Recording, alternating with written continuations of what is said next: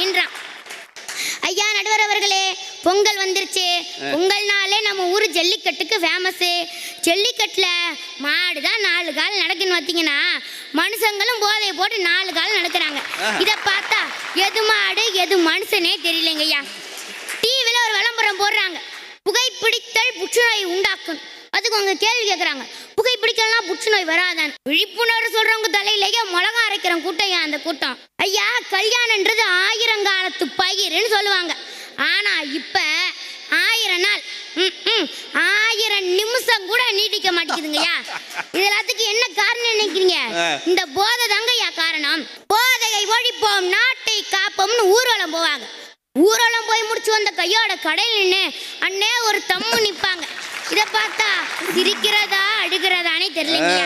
இதைத்தான் அந்த காலத்துல நான் பட்டுக்கோட்டை கல்யாண சித்திரம் அழகா ஒரு பாட்டு